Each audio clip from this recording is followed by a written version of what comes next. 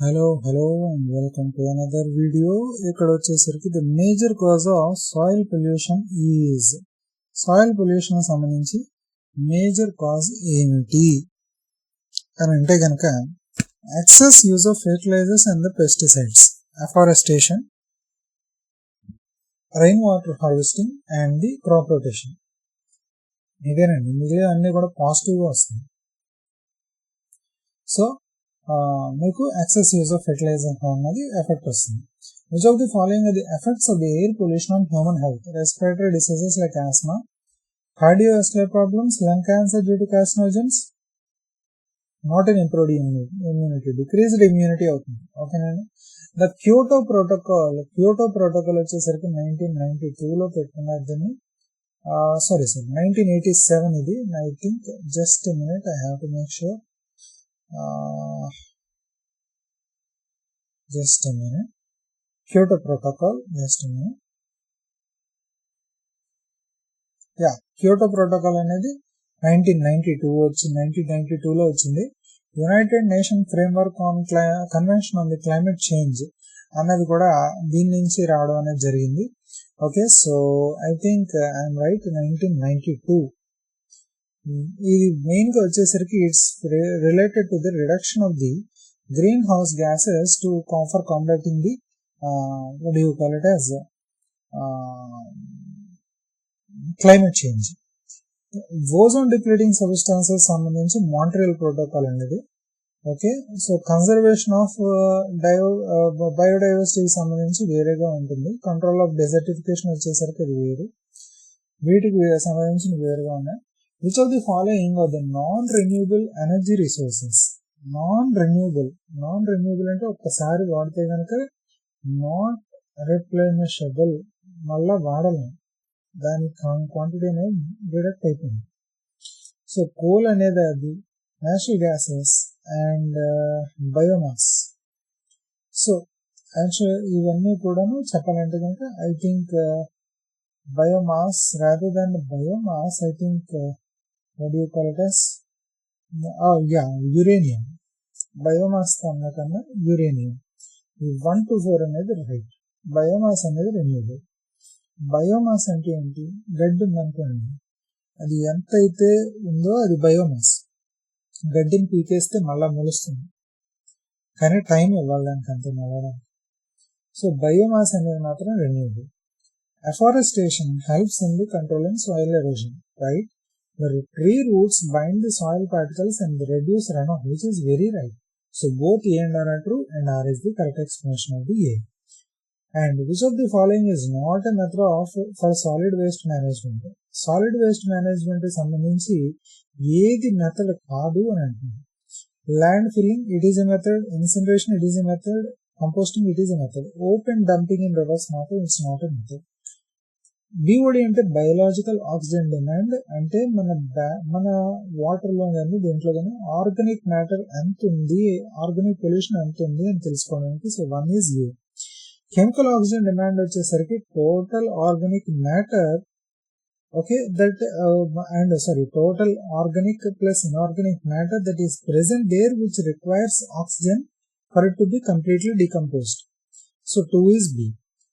Next, DO అంటే dissolved oxygen in the water level. Okay, and next one total suspended solids. Okay, so A, B, C, D, 1A, 2B, 3C. Desertification is mainly caused by overgrazing, deforestation and unsustainable agriculture. The main objective of the environmental ethics is to promote sustainable use of resources with all the living beings. Problem associated with the water resource include uneven distribution, నిజమేనండి, ఒకళ్ళకి ఒకలా ఉంటుంది, ఇంకోళ్ళకి ఇంకోలా ఉంటుంది. Over utilisation leading to depletion, నిజమేనండి. Unlimited recharge capacity మాత్రం I highly doubted, నిజంగానే. So recharge is limited. So 1 to 3 is the right answer. Minamata convention is related to the Minamata అంటే మెర్క్యూరీ అండి. So control of mercury pollution కి సంబంధించింది అది. Which of the following are the causes of thermal pollution? It is mainly from the discharge of heated water from power plants.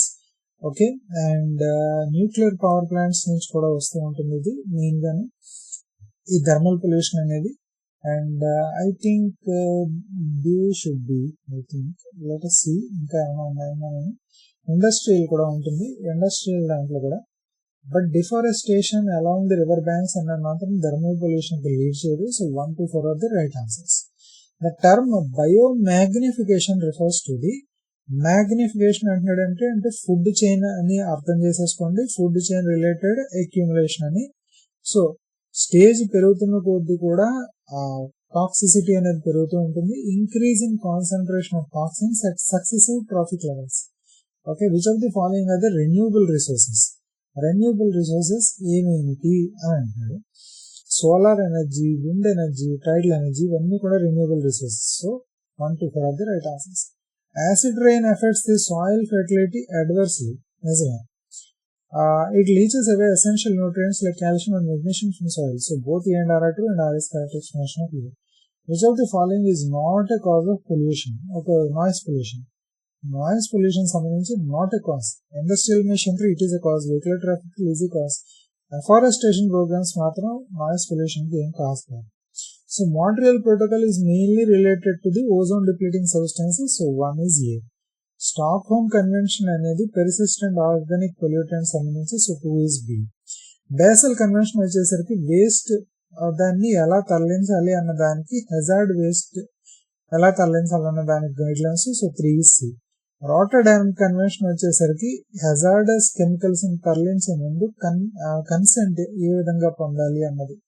So 1A, 2B, 3C, 4D. ఓకేనండి.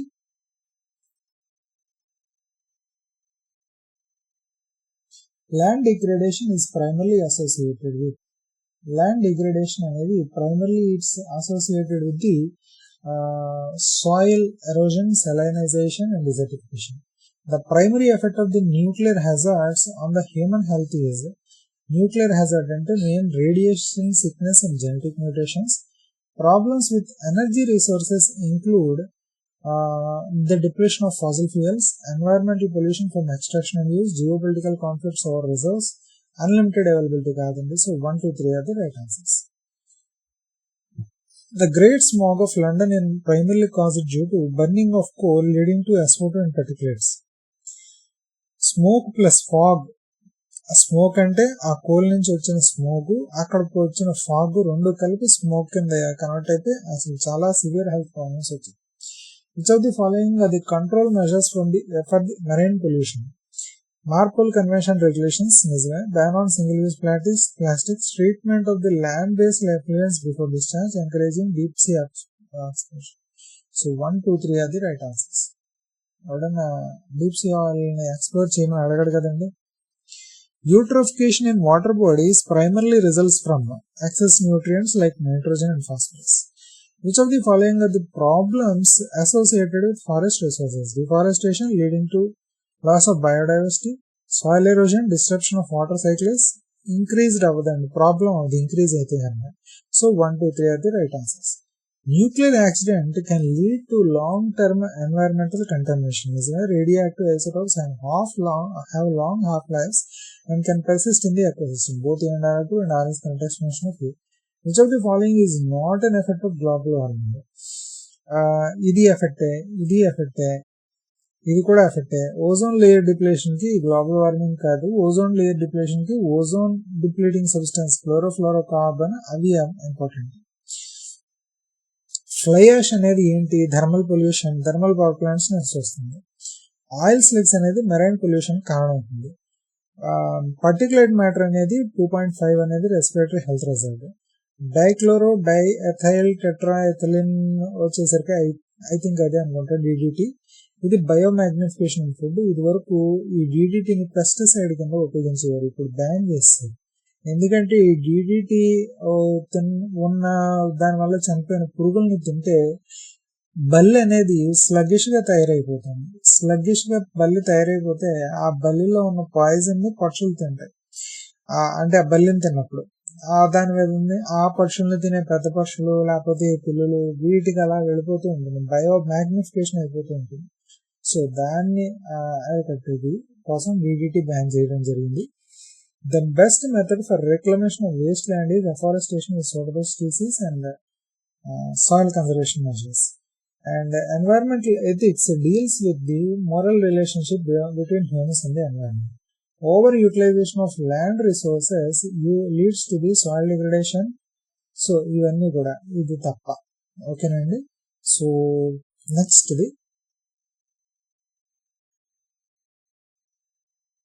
the Chernobyl disaster is an example of it's an chemical hazard. Main గా chemical ఏదైతే methyl isocyanide అని ఉందో CH3 isocyanide, I think CH3CN అనుకుంటా formula.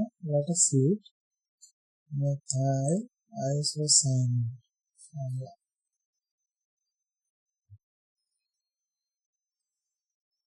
CH3MCO. CH3MCO. ఓకేనండి. So it's mainly due to the thermal pollution. యాక్చువల్గా ఇవేవి కాదండి, ఇవేవి కాదు. It's a chemical disaster. I'm really sorry.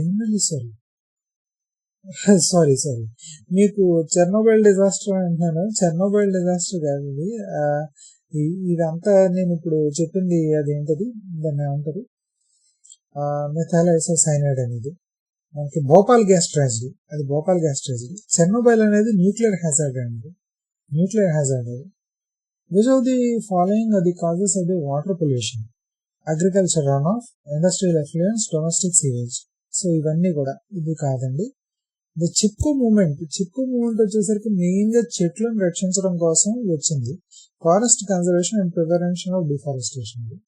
Which of the following contribute to the ozone layer depression? Chlorofluoros, ఇది methyl bromide. So 1 to 4 are the right answers. Carbon dioxide ఏం చేయదండి ఇది, ఆ విషయం అది గ్రీన్ హౌస్ గ్యాస్ ఎఫెక్ట్ బాగా చూస్తుంది. Solid waste management is essential for preventing the environmental pollution. Improper disposal leads to leachate and methane emission and disease factors, which is very true. Which of the following is not a renewable resource? Coal అనేది renewable resource కాదు, మిగిలిన అన్ని renewable resources. Greenhouse effect is the natural warming of the earth. Yes, enhanced greenhouse effect is the global warming. So చెప్పారా green house అంటే ఏంటి? పేరే మీకు చెప్తుంది, గ్రీన్ హౌసెస్ అని. గ్రీన్ హౌస్ లో ఏంటంటే ఇది మెయిన్ గా కోల్డ్ టెంపరేట్ రీజన్స్ లోని అక్కడ మొక్కలకి శీతాకాలంలో కూడా కల్టివేషన్ చేస్తూ అగ్రికల్చర్ ని పెంపొందించుకోవడం కోసం అనేది గ్రీన్ హౌసెస్ అనేది కాన్సెప్ట్ మొదలెట్టారు. ఈ గ్రీన్ హౌసెస్ ఎలాంటివి అంటే కనుక లోపల వచ్చే రేడియేషన్ ని ట్రాప్ చేసి హీట్ ని లేదా టెంపరేచర్ ని అలాగా మనకు కావాల్సిన దాంట్లో మెయింటైన్ చేస్తుంది. సో గ్రీన్ హౌస్ గ్యాసెస్ అయితే కూడా అవే చేస్తాయి, ట్రాప్ చేస్తాయి హీట్ ని. సో ఎస్కేప్ అవ్వకుండా ఉండేలాగా ట్రాప్ చేసే వాటిని గ్రీన్ హౌస్ గ్యాసెస్ అంటారు. ఈ గ్రీన్ హౌస్ గ్యాసెస్ కొంతవరకు బాగానే ఉంటుంది, కానీ ఒక కాన్సన్ట్రేషన్ దాటిన తర్వాత అవి క్లైమేట్ చేంజెస్ అనేవి కారణం అవుతుంది. సో బేసిక్ గా చూసుకోవాలనుకుంటే CO2 డిజైర్డ్ ppm వచ్చేసరికి మీకు చెప్తాను.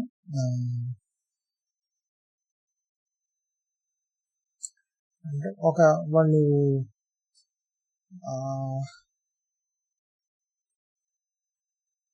as per the Paris Agreement.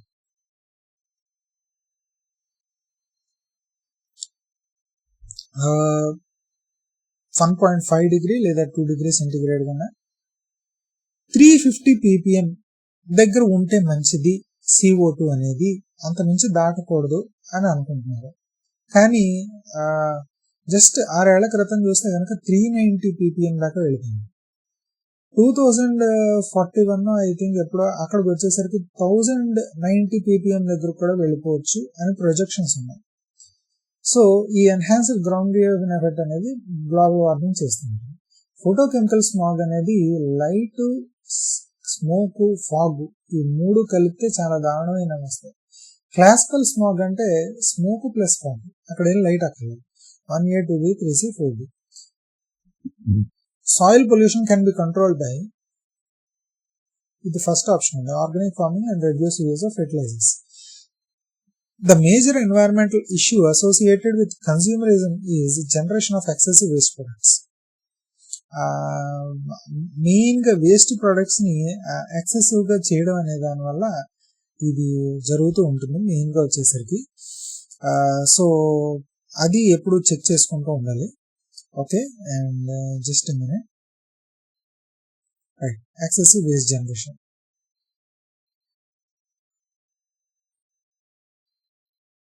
Next, problems with the mineral resources include they are finite, they environmental damage from mining, and energy intensive extraction as well.